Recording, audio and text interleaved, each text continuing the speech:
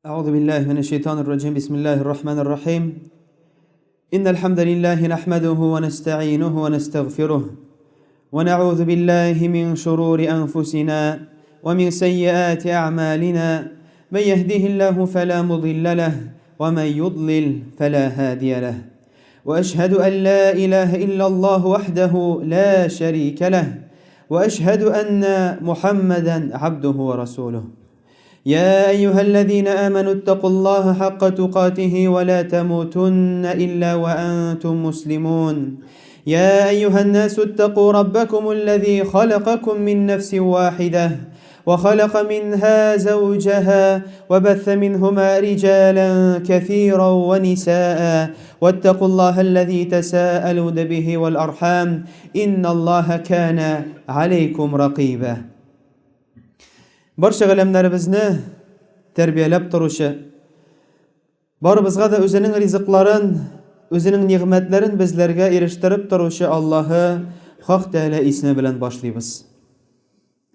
Ya Rabbim, bizning qilgan ibodatlarimizni, ishlangan ezgi ishlarimizni, o'qilgan namozlarimizni, Qur'onlarimizni, aytilgan zikr, tasbihlarimizni, bergan sadaqalarimizni ya Rabbim sen ko'rib turuvchi, bilib turuvchi har barchasini ya Rabbim qabullardan qil.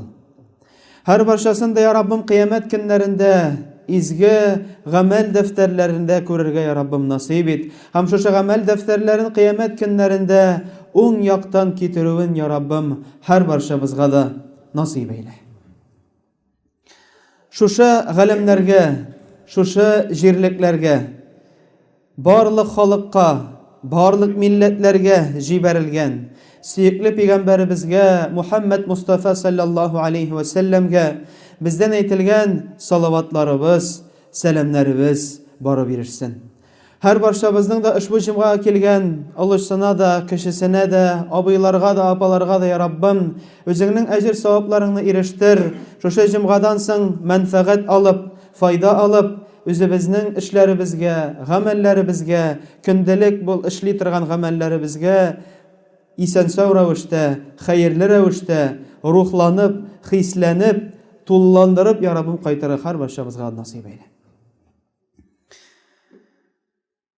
Eng avval boshlarimiz ig'lon bilan, ulda esa inshaalloh alhamdulillah jaygi yollardan so'ng, jaygi ishlardan so'ng endi alhamdulillah mana davom etamiz inshaalloh masjiddagi o'quvlarimizni. Ham bu atnani inshaalloh yakshanba kunida 6 oktyabr Alloh tilasa bizning birinchi o'quv kuni bo'lacak. Xotin-qizlarni inshaalloh chaqiramiz ertangi soat 9 ga masjidimizga, endi erlarni Alloh tilasa kechki soat 5 ga, ulda esa oqshom namozina. Endi shunda jiyilib kelasi darslar bo'yicha, nindi maddalar bo'yicha ekanligini to'g'risincha borib, ham birinchi darsdan inshaalloh boshlarmiz bu atnani. Shuning uchun endi kutib qolamiz. Barimizni da mana shu bizning masjidimizdagi bo'lgan darslarda. Ikkinchi atnaga Alloh tilasa ikkinchi atnaning yakshanba kunida darslar boshlanacak balalarga, er balalarga, Alloh tilasa ham qiz balalarga, alar bizning bo'lacak ertangi soat 9 dan Alloh tilasa ila namozina qadar, endi soat 1 larga qadar boracak inshaalloh. Shulay endi o'zingizning balalaringizni, qiz ham er balalaringizni inshaalloh ketirigiz. Inshaalloh ilm olib, azrak sof havoda solab, inshaalloh masjidda shusha vaqtlarini o'zdirga ketirigiz inshaalloh. Albatta ki foyda bo'lacak. Albatta ki endi inshaalloh Alloh subhanahu va taala jingillik bersin o'qituvchilarga da, ham jingillik bersin o'quvchilarga da.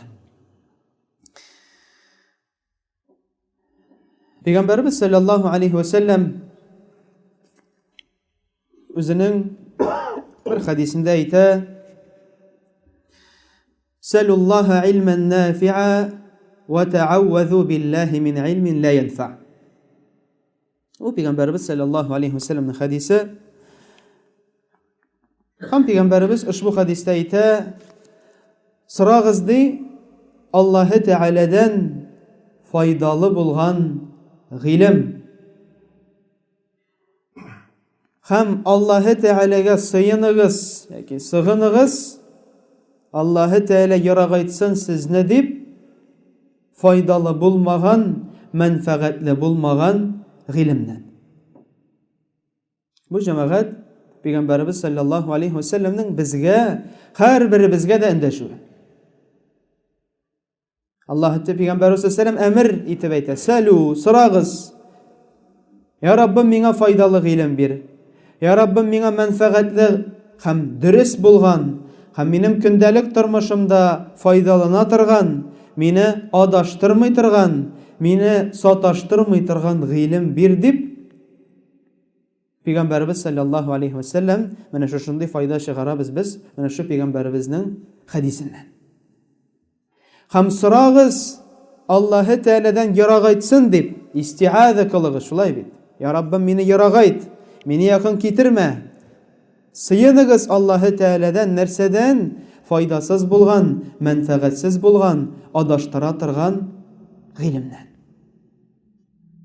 Һәм дөрестән дә җәмәгать карашак безнең көндәлек тормышыбызга, без бу дөньяда тугач, иң әүвәл күзләребезне ачкач, без гыйлем ала башлыйбыз.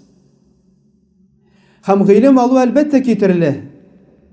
Гыйлем алу ул фақат безнең колагыбыз белән генә түгел, ишетеп, тыңлап, дәрестә утырып. Гыйлем шул ук күз белән алып була. Гыйлем шул ук безнең кулларыбыз белән алып була.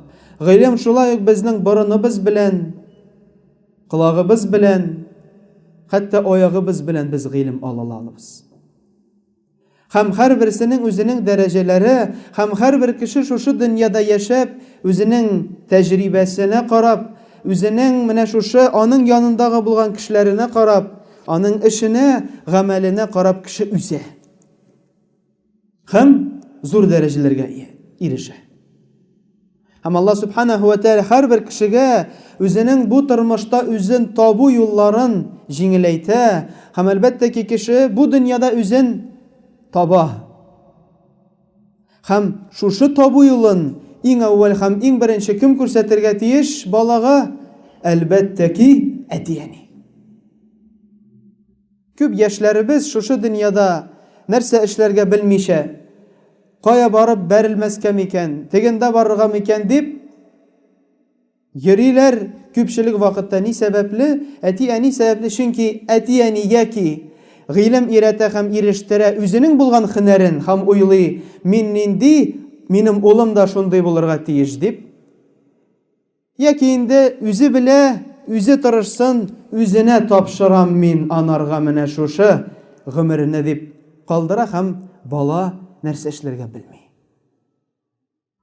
Һәм без әлбәттә ки шушы баланы үстергәндә күрергә тиешбез аның алдынгы якларын, аның теләкләрен, һәм безнең максат булырга тиеш түгел. Күпчелек олылардан ишетергә туры килә, минем балам хәтәбе минем дәрәҗәгә җитсен дип, минем кебек белсен дип, яки минем кебек аңласын һәм минем кебек бу дөньяда яшәсен дип. Юк, җәмәгать, бу безнең максат түгел. Безнең максат нинди булырга тиеш? Минем балам миннән дә яхшырак булсын, миннән дә күбрәк булсын, миннән дә зуррак дәрәҗәгә ирешсен дип. Менә бу максат. Һәм шуның өчен гыйлем алу, һәм гыйлем өйрәтү, һәм гыйлемгә ашкынуны, әйткәнебезчә, бала башлый беренче күзне ачуыннан соң, һәм менә шушы мәхәббәт сала, һәм өйрәтә, һәм ныгыттыра иң әүвәл әти-әни. Әби бабай. Әмма икенче сорау барлыкка килә монда, шулай бит. Әгәр дә әти-әнинең гыйлеме булмаса, әти-әни гомере буе берәр нинди эшне генә алып, яки заводта гына эшләп, яки һәр вакытта ниндидер бер үзенчәлекле булган бер генә юлны алып, икенче яклардан үсмәсә нишләргә? Һәм әлбәттә ки безнең гыйлем ике төрле була, шулай бит. Гыйлем ул безнең дөньяви гыйлем. Бу һәрберебездә дә булырга тиеш, һәрберебез дә без дөнья ягыннан үсергә тиешбез. Ничек үстеләр безнең элекеге булган мөселман кардәшләребез? Шушы физика гыйлеме булсынмы, алгебра гыйлемнәре булсынмы, яки төрле биология ягыннан төрле, яки медицина, табибчылык ягыннан алдыга китешләр һәм ачышлар булсынмы, кемдә иде? Хәтта география ягыннан да кемдә иде? Бездә иде, җәмәгать мөселманнарда иде. Әни кызганыч, хәзерге вакытта мөселманнар динне генә алырга кирәк дип, динне генә алдында булырга кирәк дип басым ясыйлар. Шул вакытта кызганыч, дөнья ягы да бетеп бара һәм дингә йогынты һәм дингә үзеңне бәйләү бетеп бара. Минем улым башта училищене бетерсен, минем улым башта институтны бетерсен, минем улым башта шушы дөньяда үзен тапсын, аннары вакыт калса, Алла теләсә, мәчеткә барып гыйлем алыр. Аннары вакыты калса, әзрәк дини китаплар укыр. Аннары вакыты калса, әзрәк яки инде әзрәк пенсиягә чыккач, инде иншалла бер кулына намазлык, икенче кулына тисбе тотар. Һәм менә шушындый уй белән йөргән сәбәпле икесе дә кала. Дөньясын да тулысынча ала алмый бала һәм дин ягыннан да үсеш әзәя. Әмма уйлап карыйк һәм әзрәк кенә җәмәгать шушы гыйлем алу һәм гыйлемгә ихтияҗ булу һәм гыйлемгә ашкыну хәдисләре, аятлары бик күп бит. Һәм анарга кадәр әйтәсе килә, һәм шушы дөньяда Алла субханаһу ва тааля безләргә иман бирде икән, безне мөселманнардан кылды икән, әллә шул гына җитерме безгә? Әллә кирәкмиме безгә дин ягыннан үсәргә? Әллә кирәкмиме безгә Алла субханаһу ва тааляның Коръәнен аңларга? Яки шул ук намаздагы булган Фатиха сүрәсен һәр рәкъгатта укыйбыз, аның мәгънәсенә төшенергә. Субхана раббиял азим дип әйтәбез. Рукугка киткәч, нәрсә аңлата ул һәм нинди мәгънәгә ия ул икәнлеген аңларга. Субханалла, әлхәмдүлилләh, Аллаһу әкбар дип әйтәбез һәр намаздан соң, һәм нинди мәгънәгә ия ул һәм нәрсә ул үзенә тәшкил итә икәнлеген аңларга әллә безгә кирәкмиме? Мин әйтмим, һәрберебезгә дә галим булырга, хафиз булырга. Әйе, Алла субханаһу ва тааля үзе ясый ул кешеләрне, үзе таба. Әмма дә ләкин бу гади булган, басит булган гыйлемне әллә безгә өйрәнергә кирәк түгелме, җәмәгать? Пәйгамбәрбез саллаллаһу алейхи ва саллям үзенең бер хадисендә әйтә, бу хадисне Муслим рахимаһулла үзенең китабында китерә. Бу озын хадис һәм без бер өлешен генә әйтәбез. Һәм уйлыйк һәм кирик әле җәмәгать менә шу хадискә. Тыңлыйк, уйлыйк һәм кирик менә шу хадискә. Пәйгамбәрбез саллаллаһу алейхи ва саллям әйтте: "Ва маҗтама'a қаумун фи бейти мин буютиллаһ". Әгәр дә берәр кавым, берәр кешеләр төркеме җыелсалар Аллаһы субханаһу ва тааляның йортында, мәчетләрдә, ятлуна китабаллаһ, әгәр дә алар Аллаһның китабын укысалар, ва ятадарасуна бейнәһум, һәм бер-берсенә дәрес бирсәләр, яки дәресне алсалар, яки дәресне җиткезсәләр, илля назалат, Алла субханаһу ва тааля аларга менә шушы сәбәпле эш әйберләделәр, шулай бит. Инде ике дип әйтик. Беренчесе, мәчеттә җыелдылар Аллаһ ризалыгы өчен. Икенчесе, ни өчен җыелдылар? Аллаһның китабын алыр өчен яки гыйлем алыр өчен. Әллә авырмы мәчеткә килергә, дәрескә? Әллә авырмы менә шушы төркем белән, менә шушы кешеләр белән утырырга һәм тыңлап утырырга? Һәм Алла субханаһу ва тааля нәрсә бирәм диде? Инде Пәйгамбәр саллаллаһу алейһи ва саллям бу хадисендә әйтә, Аллаһ тәала 4 әйбер бирә. 4 җәмәгать. Менә шушы безнең кичкенә булган, авыр булмаган гамәл өчен. Алейхимус сакина. Алла субханаһу ва тааля шушы кешеләргә, анда утырышуларга, аларны тынычландыра. Иң беренчесе. Ва гашитһумур рахма. Алла субханаһу ва тааля үзенең рәхмәтен ирештерә. Ва хаффатһумул малаика. Өченчесе, аларны фәрештәләр яулап ала, яки аларның тирәсендә фәрештәләр була. Һәм дүртенчесе ва закарахумуллаху фиман индаху. Аллаһы субханаһу ва тааля шушы кешеләрне үзенең янындагы булганнарга зикр итеп, аларны искә төшерә. Ул да исә кемнәргә? Фәрештәләргә. Аллаһ Тәала үзе җәмәгать. Ниндидер имам да түгел, ниндидер президент да түгел, ниндидер галим да түгел. Аллаһ субханаһу ва тааля шушы кешеләрне үзенең фәрештәләре янында искә төшерә. Зикр итә һәм әйтә, менә алар гыйлем алалар. Менә алар дәрес алалар. Менә алар минем китабымны укыйлар дип искә төшерә. Әллә җәмәгать менә шушы хәдис безгә җитмиме мәчеткә килергә дәрескә? Әллә җәмәгать менә шушы хәдис безгә җитмиме аңларга Аллаһның нинди рәхмәтле икәнлеген? Һәм шушы хәдис җитмиме безгә аңларга ул гыйлем алу Аллаһка кирәкми? Безнең Коръәнебез, безнең ятлавыбыз, безнең намазларыбыз Аллаһка кирәкме? Юк, ул безгә кирәк. Әллә кирәкме безгә тынычлык? Төннәр буе кайгырып берибез. Кая барырга, нәрсә алырга, каян акча табырга, ничек ясарга, тегесен монсын. Тынычлык таба алмыйбыз. Төннәрен йокламыйча уздырабыз. Тегесен кавып карыйбыз. Успокоительләр кабабыз. Стресс һәм башкалар. Әллә кирәкме безгә Аллаһның рәхмәте?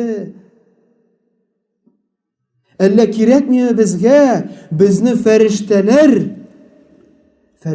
җәмәгать иң чиста булган, пак булган, Аллаһка даими рәвештә гыйбадәт кыла торган Аллаһның кыллары безне нәрсә эшли?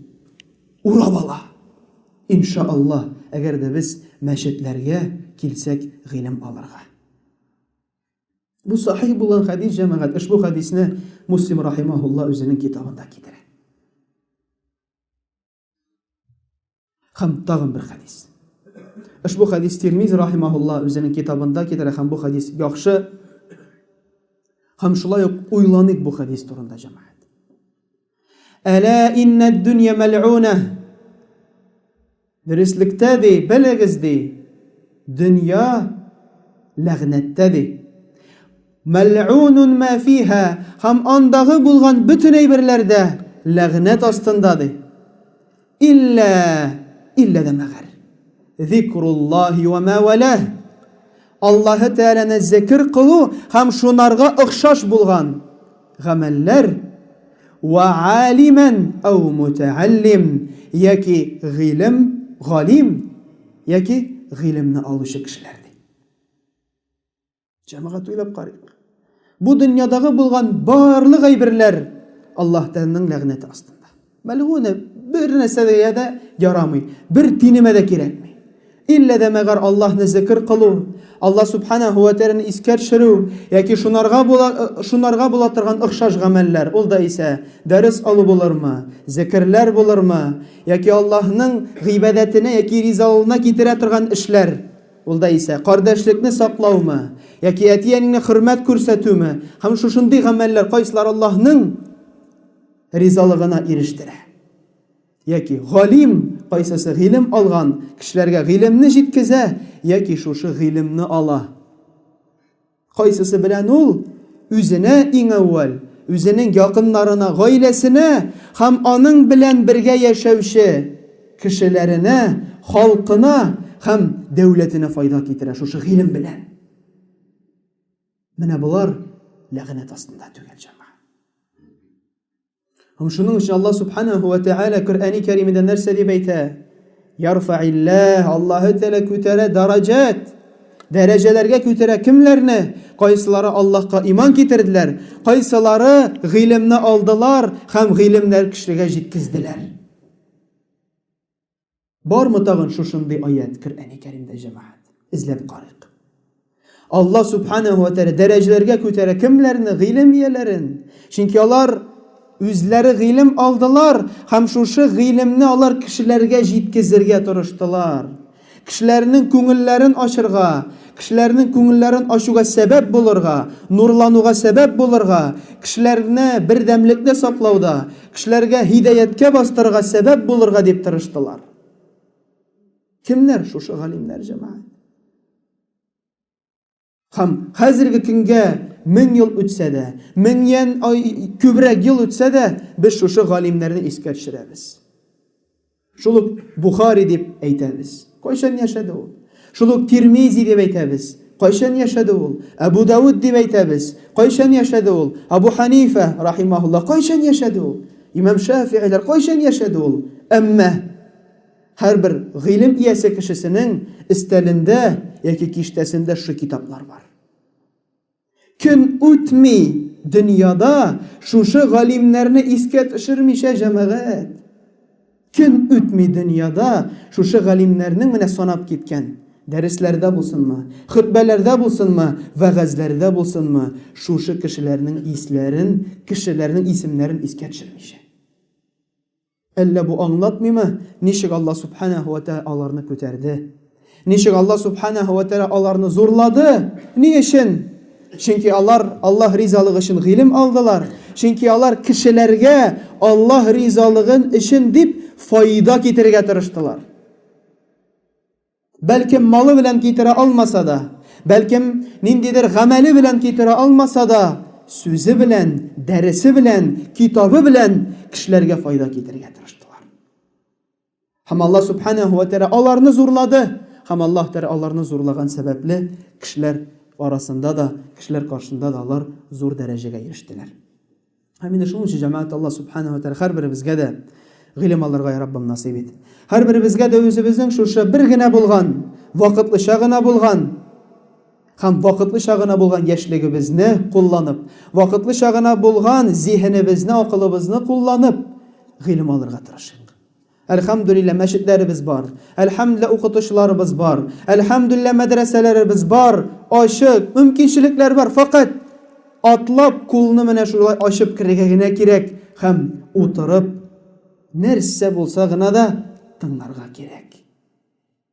Әйе, бәлкемдер шушы тыңлау безнең гаиләбезне калдырадыр, эшебезне калдырадыр, вакытыбызны аладыр. Әмма ләкин тагын нәрсә булырга мөмкин? Шушындый зур гамәл, зур гыйбадәт, кайчан кеше Аллаһ ризалыгы өчен Аллаһның мәчетенә килә, зур гыйбадәт кыла һәм менә шушындый зур булган Аллаһның нигъмәтләренә ирешә. Аллаһ субханаһу ва тааля һәрберебезнең дәрәҗәләребезне арттырсын.